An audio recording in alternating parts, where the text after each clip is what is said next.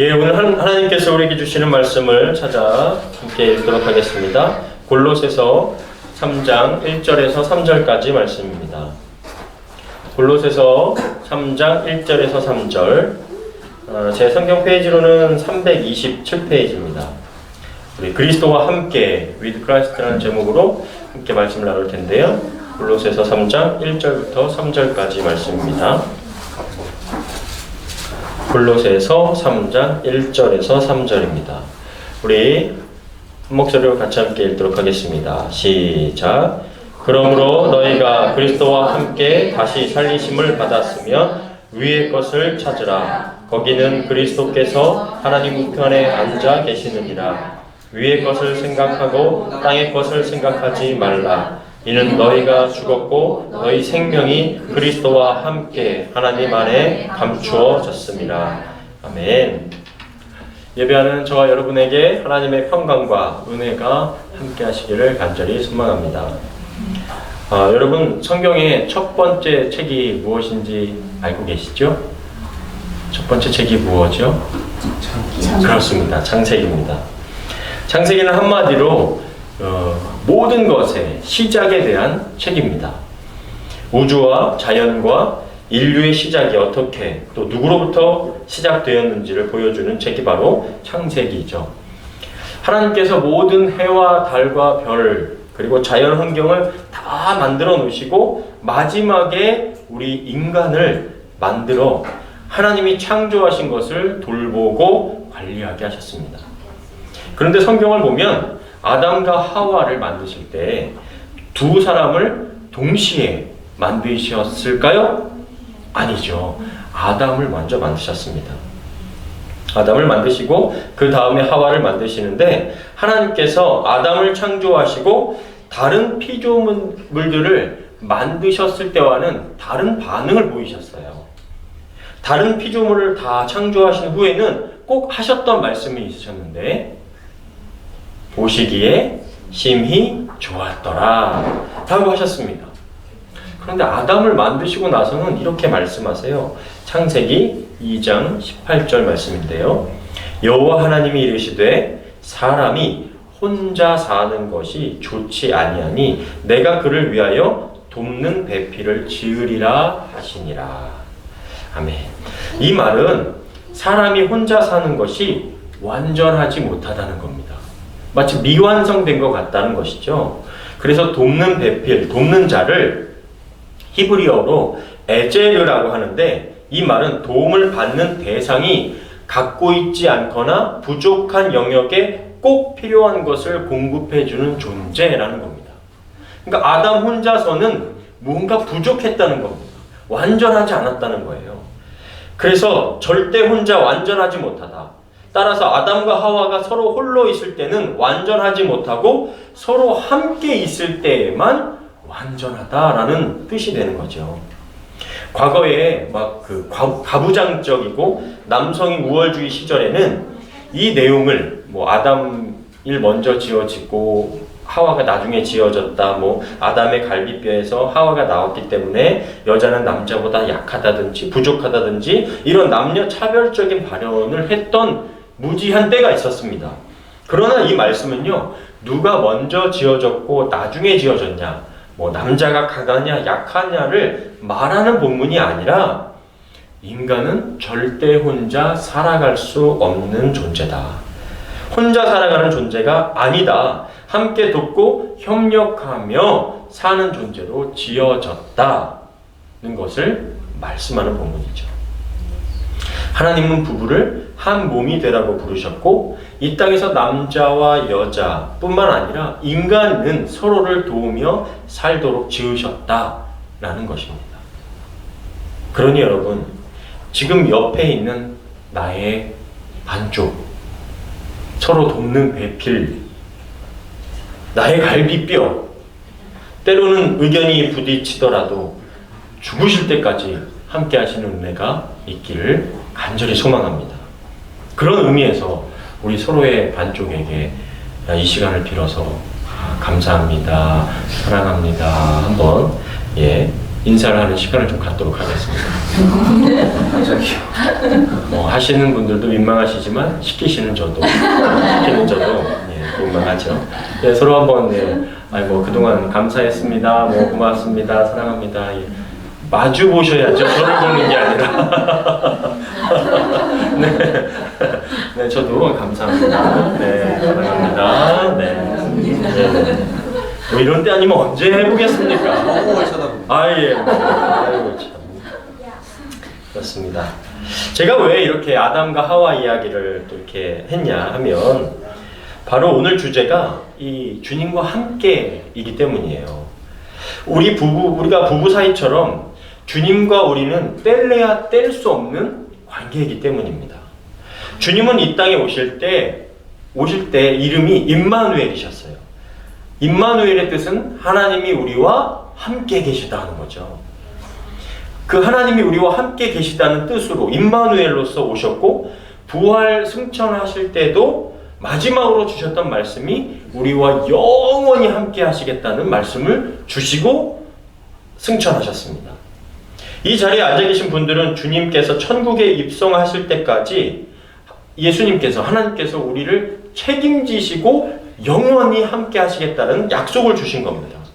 그래서 우리가 기도할 때도 주님, 저와 함께 해 주십시오. 주님과 함께하고 동행하는 삶을 살게 해 주십시오 라고 하는데, 그러면 도대체 우리가 주님이 함께 하시는 것이 무엇일까?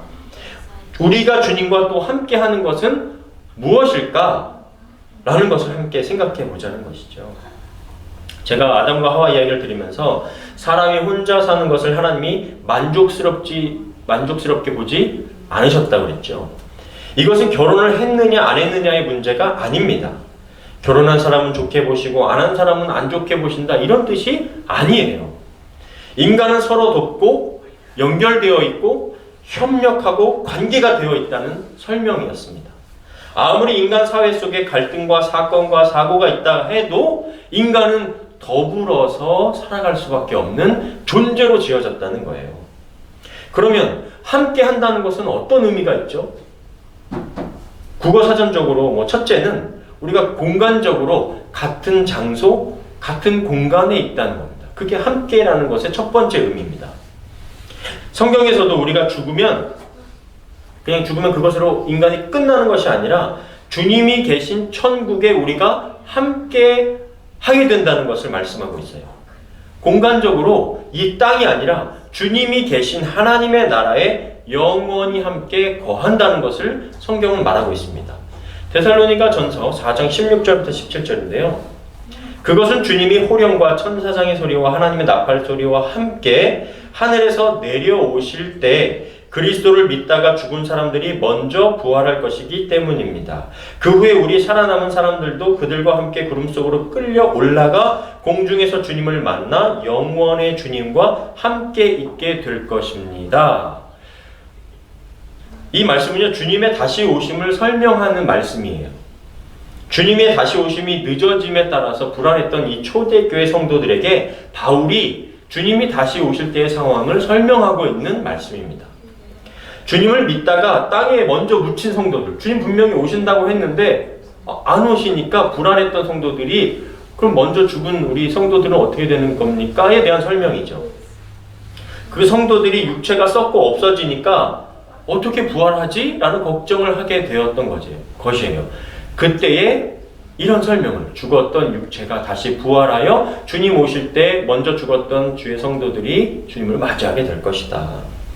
먼저 죽은 자들도 부활하고 살아있다가 주님을 만나는 자들도 그리스도와 함께 영원히 살게 될 것이라는 것을 말씀하고 있는 거죠. 이것이 공간적으로 우리가 주님과 함께 있게 될 것이라는 첫 번째 설명입니다. 두 번째로 함께 한다는 것은요, 인격적으로 교류한다는 거죠. 이런 유명한 이야기가 있죠. 어린아이를 기르는 이 부부가 있는데 아내가 주말에 쉬고 있는 남편에게, 여보, 나 잠깐 마트 좀 다녀올게요. 아이 좀 보고 있어요. 라고 한 뒤에 나갔다 돌아와 보니까 아기는 막 물을 쏟고 얼굴은 막 이렇게 막 떡칠이 돼 있고 난장판이 되어 있어서 아내가 놀라가지고 남편에게 묻습니다. 아니 여보, 아이 좀 보고 있으라고 하니까 뭐 하고 있었어요? 그러자 남편이 이렇게 얘기했죠. 아, 무슨 소리야? 난 계속 아이를 보고 있었어. 정말 보고만 있었다는 거죠. 아무리 한 공간에 있어도 인격적인 교류가 없으면 함께 있는 게 아닌 겁니다. 사자성어로 우리는 뭐 동상이몽 이런 표현을 또 쓰죠. 같은 자리에 자면서도 다른 꿈을 꾼다. 겉으로는 같이 행동하면서도 속으로는 딴 생각을 하고 있다라는 뜻입니다. 아무리 우리가 몸은 교회에 있어도 마음이 다른 곳에 있다면 주님과 함께 하고 있는 게 아니죠.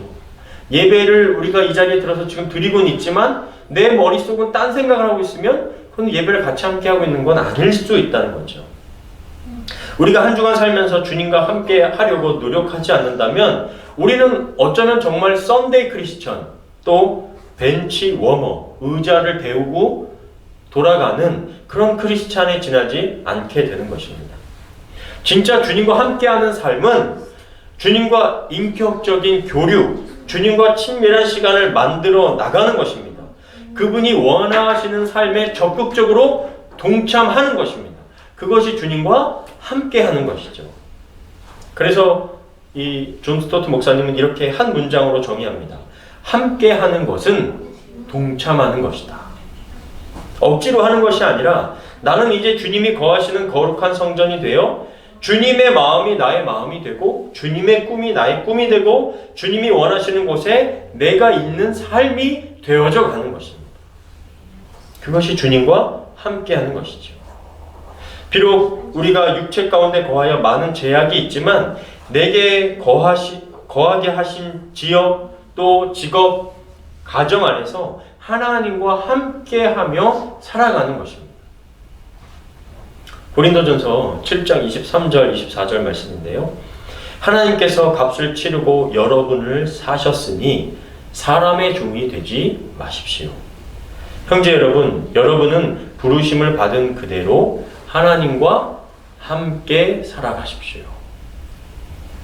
우리가 서로 살아가는 환경, 조건, 지식, 또 달란트가 다 다르지만 그것이 하나님께서 여러분을 부르신 자리라는 것을 기억하고 감사히 여기며 주님과 그 자리에서 함께 하시는 저와 여러분 다 되시기를 바랍니다. 언제까지요? 우리가 주님과 영원히 얼굴과 얼굴을 맞대어 살게 되는 그날까지 함께하는 겁니다. 그래서 이 땅은 우리가 주님과 함께 사는 법을 배우는 곳이라는 겁니다. 주님과 함께 살 것을 연습하고 기억하고 주님과 연결되는 것을 연습하는 곳이 바로 우리가 지금 살아가고 있는 이 땅이라는 거예요.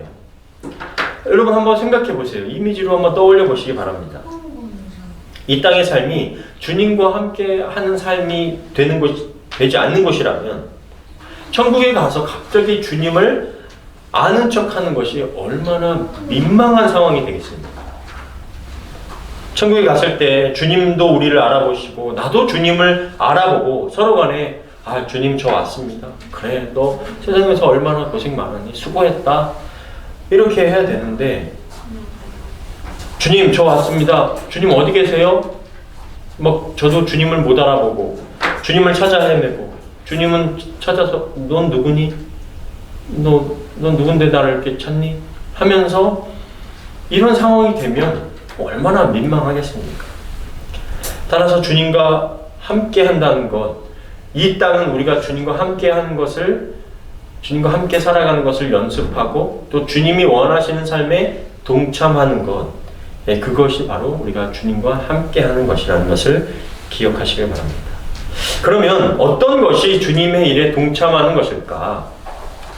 오늘 읽은 말씀을 다시 한번 보면서 살펴보겠습니다. 골로새서 3장 1절부터 2절인데요.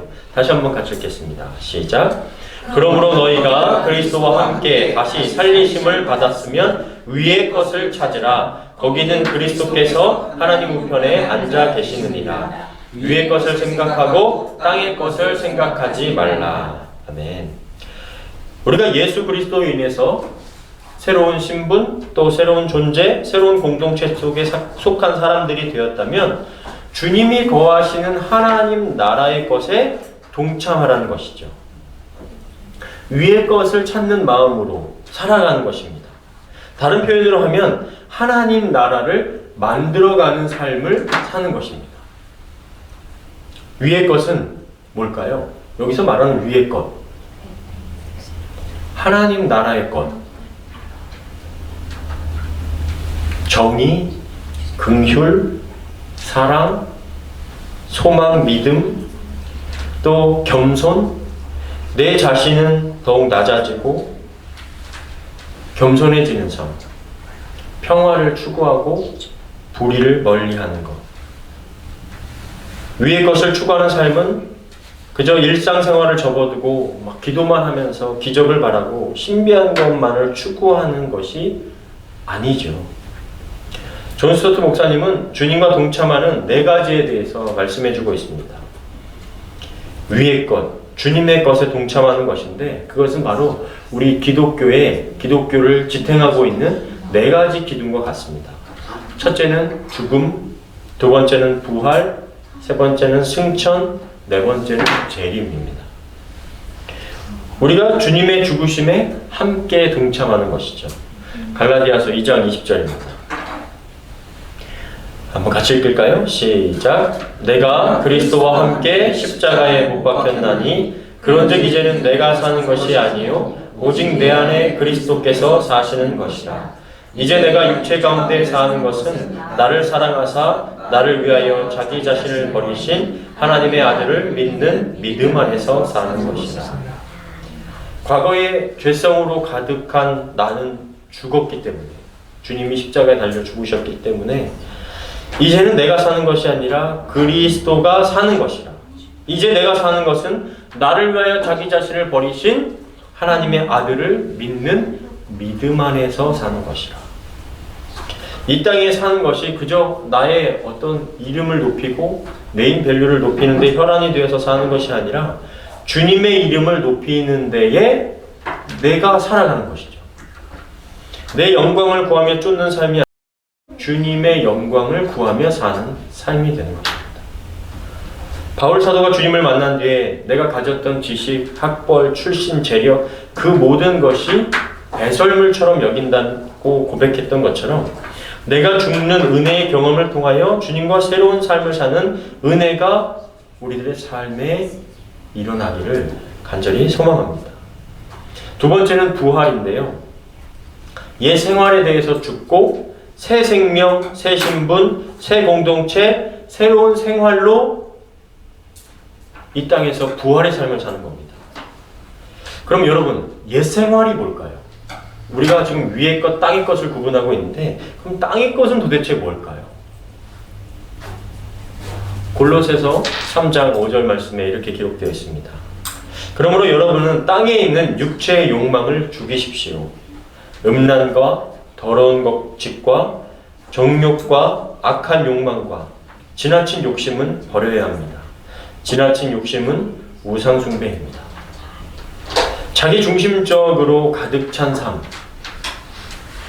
점점 시간이 가면 갈수록 우리 속담 표현으로 벼가 익으면 고개를 숙인다고 하는데 점점 교만해지고 정말 세상의 방식대로 값과 을을 따지는 삶.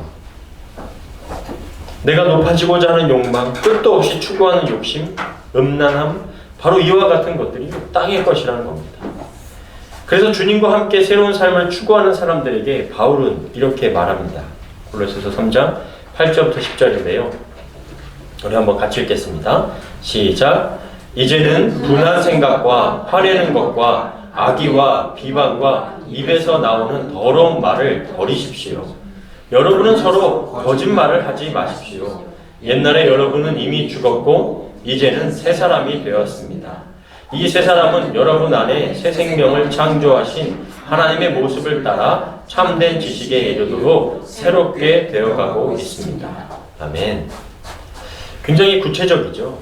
거짓말, 분한 생각, 화내는 것, 악의와 남을 비방하는 것, 입에서 더러운 말을 하는 것, 이런 것들을 버리라는 겁니다. 굉장히 우리의 말과 많은 관계가 있습니다. 말은 결국에 우리 마음에서 나오는 것이죠. 주님으로 새 사람이 된 저와 여러분, 우리는 이 땅의 것들을 따라 함께 살며 땅의 것을 닮아가고 계속 반복하는 죄된 습성을 따라 사는 삶이 아니라 하나님의 모습을 따라 위의 것, 하늘의 것을 따라 새롭게 지어져 가고 닮아가고 하늘의 것을 하는 것에 동참하는 삶이 되어야 한다는 것입니다. 더불어 우리는 이 땅에서 썩고 끝나는 육체적 존재로서 살아가는 것이 아니라 주님의 부활의 몸으로 승천하신 것처럼 우리가 그 승천하는 것에 대해서 다 알 수는 없지만 그것이 그리스도 안에 감추어진 비밀이고 또 우리 안에 일어날 일이기 때문에 그리스도와 함께 나타날 것이기 때문에 우리가 주님의 삶에 동참하고 함께 할 때 우리는 결국에 그것을 이루어 나가고 우리 안에 나타나게 될 줄 믿습니다. 이것을 바울은요 이렇게 표현하는데요. 고린도서 3장 3절부터 4절입니다. 이것은 여러분이 죽었고 여러분의 생명이 그리스도와 함께 하나님 안에 감추어져 있기 때문입니다. 우리의 생명이신 그리스도께서 나타나실 때는 여러분도 그분과 함께 영광 가운데 나타나게 될 것입니다. 기독교는 죽음의 종교이기도 하지만 부활의 종교입니다. 환생이나 윤회나 이런 것과는 전혀 다른 것이죠.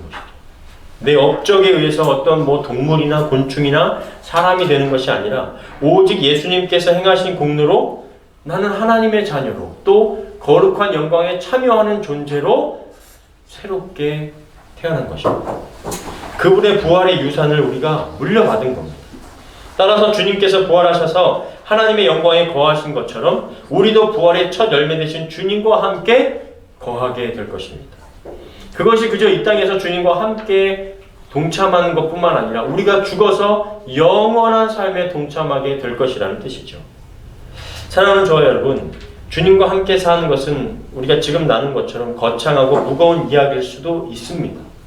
하지만 어린아이가 부모를 부르고 엄마, 아빠 하면서 자신의 이야기를 조잘조잘 하는 것처럼 쉬운 일이기도 합니다. 하나님의 임재 연수 플러스라는 책에서 이 프랑크 루박이라는 사람은 주님과 동행하는 것을 이렇게 말했습니다. 1분에 1초씩이라도 그리스도를 마음에 모시려고 노력해 보십시오. 다른 일을 멈추거나 잊을 필요는 없습니다.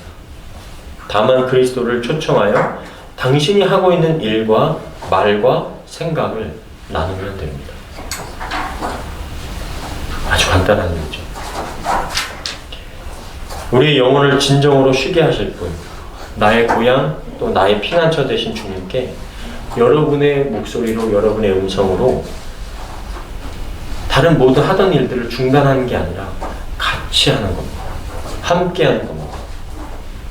나의 감정을 주님께 쏟아놓는 겁니다.